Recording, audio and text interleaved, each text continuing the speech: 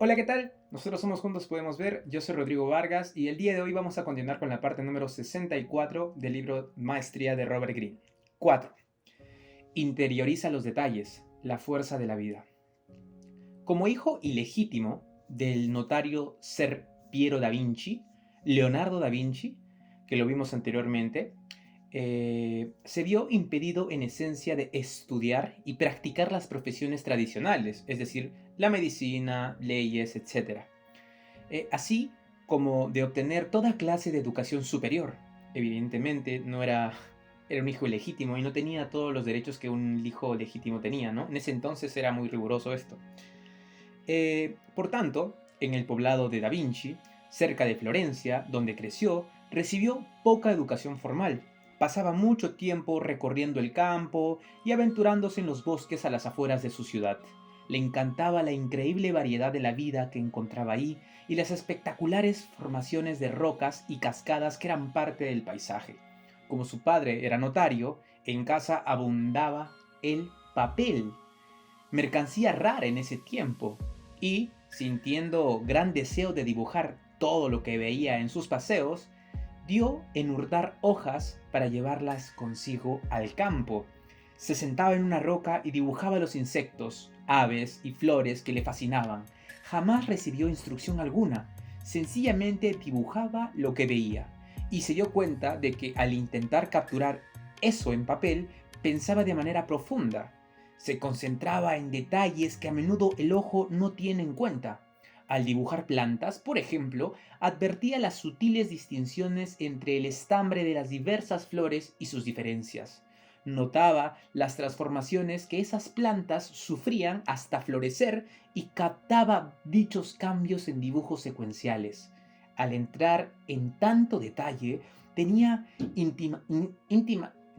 tenía intimaciones efímeras de lo que animaba a esas plantas desde dentro, lo que las hacía distintas y vivas. Pronto, pensar y dibujar se fusionaron en su mente. Dibujando las cosas del mundo que lo rodeaba, llegaba prácticamente él a entenderlas de una forma tan natural que él podía expresarlas, podías ver a través de sus dibujos la realidad. Sus progresos en el dibujo fueron tan asombrosos que su padre pensó que en buscarle empleo como aprendiz en uno de los numerosos estudios de Florencia. Trabajar en las artes era una de las pocas profesiones a disposición de los hijos legítimos. En 1466, usando su influencia como respetado notario de Florencia, consiguió un puesto para su hijo, de 14 años, en el taller del gran pintor Verrocchio. Para Da Vinci, ese fue el acoplamiento perfecto.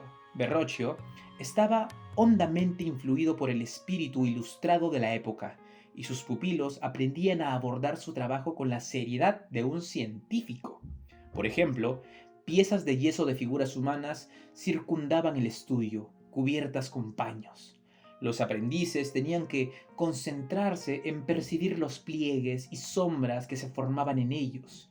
Debían reproducirlos con todo realismo posible.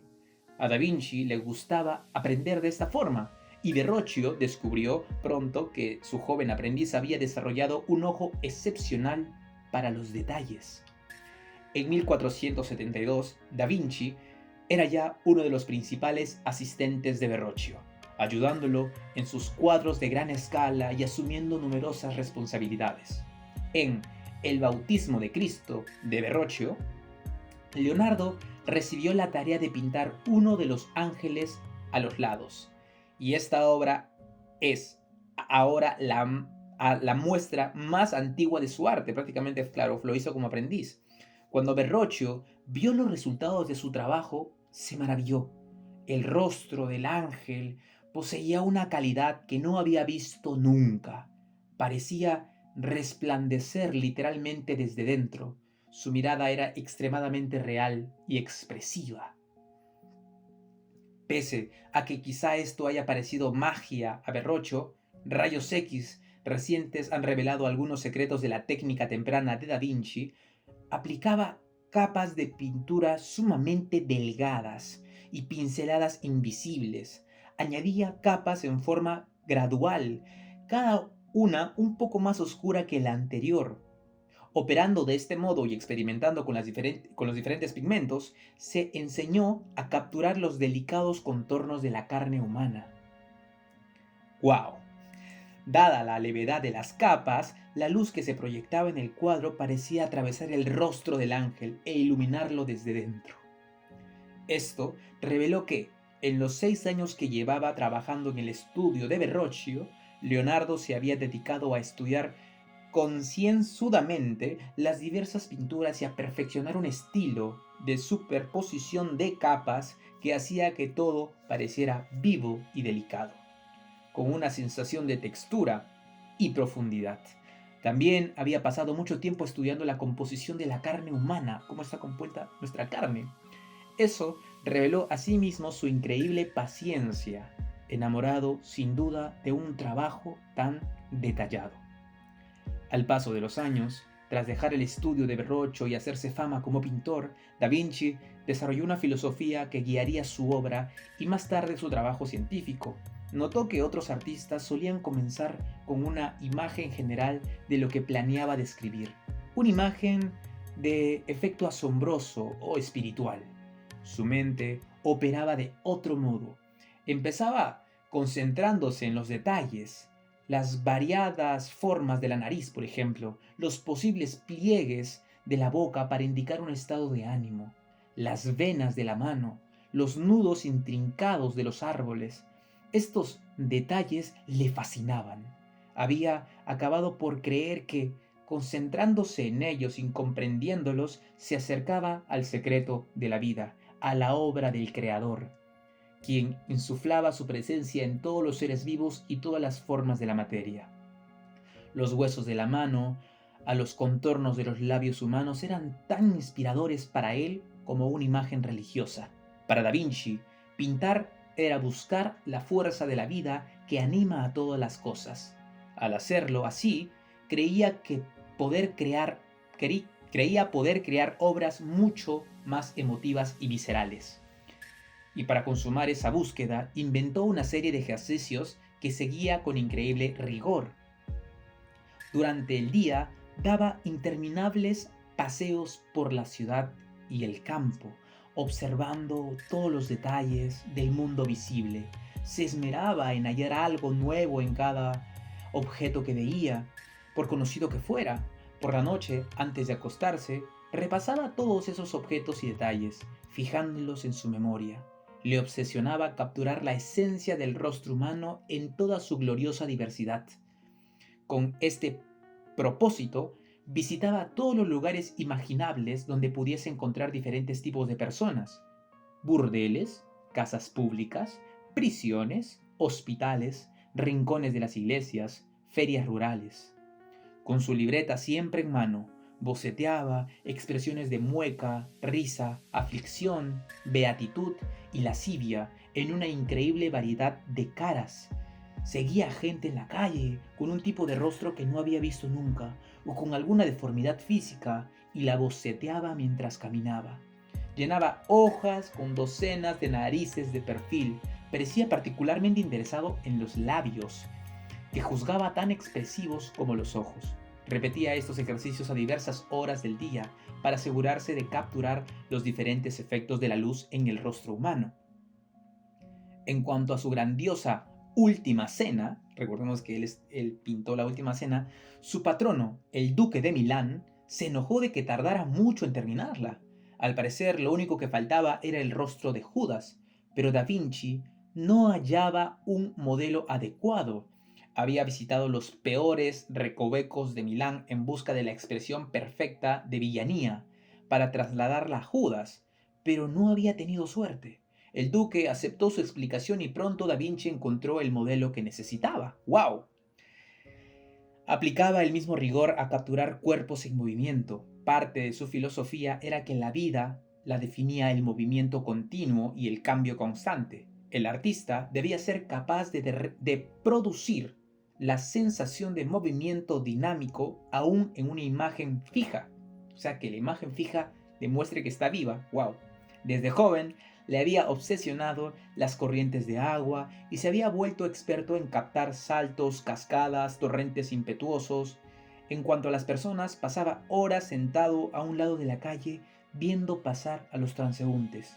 Dibujaba a toda prisa su perfil, atrapando sus movimientos en una secuencia de freno y avance.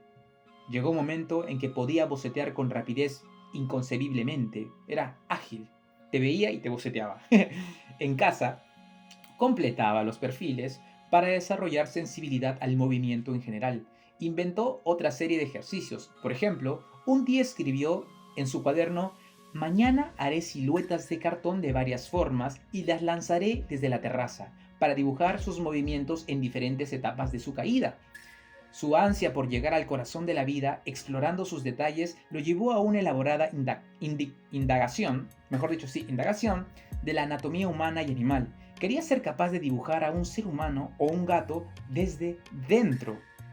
Diseccionaba cadáveres, aserrando huesos y cráneos, y asistía religiosamente a autopsias para ver de cerca la estructura de los músculos y los nervios.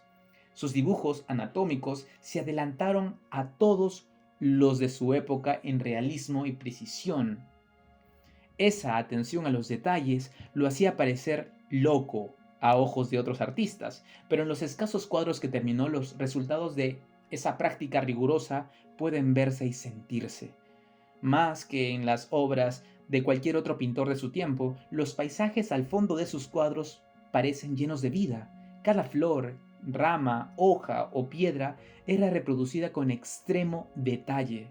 Pero esos fondos no estaban ahí solo para decorar. En un efecto conocido como sfumato, partículas de su obra suavizaba parte del fondo al punto de fundirlas con la figura en primer plano, produciendo así un efecto de ensueño. Parte de su idea consistía en que toda la vida era estrechamente interrelacionada y se fusionaba en cierto nivel. Los rostros de las mujeres que pintaba tenían un profundo efecto en la gente, en particular en los hombres, que solían enamorarse de las figuras femeninas que él reproducía en escenas religiosas. No había ninguna calidad sensual obvia en la expresión de sus personajes, pero en sus sonrisas ambiguas y su carne hermosamente trabajada, los hombres advertían una cualidad seductora. Da Vinci se enteró de que muchos de ellos se abrían paso hasta sus cuadros en casas diversas y acariciaban en secreto a las mujeres en las imágenes, besando sus labios. ¡Wow! Gran parte de su Mona Lisa ha sufrido daños por los intentos de limpiarla y restaurarla, lo que dificulta imaginar su apariencia original y la forma en que sus asombrosas cualidades impactaron al público. Por fortuna, tenemos la descripción del crítico Vasari antes de que se alterara irremediablemente. Las cejas, espesas de un lado y despobladas del otro, siguiendo los poros de la piel, no habrían podido ser más naturales. La nariz, con sus ventanas rosas, encantadoramente delicadas, era la vida misma. La forma de la boca, el rojo de cuyos labios se fundía con los tonos de la piel de la cara, parecía no estar hecha de colores, sino de carne viva. En el hueco del cuello, un observador podía ver pulsar las venas. Mucho después de su muerte, los cuadros de Da Vinci siguen teniendo efectos inquietantes y perturbadores en quienes lo miran. Muchos guardias de seguridad de diversos museos del mundo han sido despedidos a causa de su extraña y obsesiva relación con las obras de Da Vinci, cuyos cuadros siguen siendo los más vandalizados en la historia del arte, todo lo cual confirma la capacidad de su obra para incitar las emociones más viscerales. Por ende, el principal problema para los pintores de la época de Da Vinci era la constante presión para producir cada vez más obras. Tenían que producir a un ritmo relativamente intenso para seguir recibiendo encargos y mantenerse en el gusto del público. Esto influía en la calidad de su obra. Fue así como se desarrolló un estilo que permitía a los artistas crear rápidos efectos que emocionaban superficialmente a los espectadores. Para crear tales efectos dependían de colores brillantes, yuxtaposiciones y composiciones inusuales, y escenas dramáticas. Pero, por eso mismo, pasaban inevitablemente por alto los detalles del fondo e incluso de las personas a las que retrataban. no prestaban mucha atención en flores, ni árboles, ni en las ramas de las figuras en primer plano. Tenían que deslumbrar con la superficie. Da Vinci advirtió este hecho a inicios de su carrera y le afligió. Eso iba contra su temperamento de dos maneras. Detestaba tener que apresurarse en algo y le gustaba sumergirse en los detalles por sí mismos. No le interesaba crear efectos superficiales, lo animaba un ansia de entender las formas de la vida desde dentro y captar la fuerza que las volvía dinámicas, para expresar todo eso con una superficie plana. Así, sin plagarse a las circunstancias, siguió su propio camino, combinando ciencia y arte. Para consumar su búsqueda, Da Vinci tuvo que convertirse en lo que él mismo llamó universal. Debía ser capaz de representar todos los detalles de cada objeto y de ampliar sus conocimientos lo máximo posible a tantos objetos del mundo como pudiera estudiar. Mediante la inagotable acumulación de detalles, la esencia de la vida se hacía visible para él, y su comprensión de esta fuerza vital era visible en sus obras. Último párrafo. Sigamos el camino de Da Vinci en nuestro trabajo. La mayoría de la gente no tiene paciencia para asimilar los puntos finos y minucias que son parte intrínseca de su labor. Tiene prisa por crear efectos y llamar la atención, piensa en brochazos. Su trabajo revela inevitablemente falta de atención a los detalles. No se comunica profundamente con el público y parece endeble. Si consigue atención, es momentánea. Ve todo lo que produces como algo con vida y presencia propia. Esta presencia puede ser vibrante y visceral, o débil y sin vida. Un personaje de novela, por ejemplo, cobra vida por el lector si el autor se ha esforzado en imaginar sus detalles. Y no es necesario que los exhiba literalmente. Los lectores los sentirán en la obra e intuirán el nivel de investigación que implicó crearlos. Todos los seres vivos somos una amalgama de intrincados niveles de detalles, animados por las dinámicas que nos unen. Viendo tu trabajo como algo vivo, tu camino a la maestría consiste en estudiar y asimilar esos detalles en forma universal, hasta que sientas la fuerza de la vida y puedas expresarla sin esfuerzo en tu obra.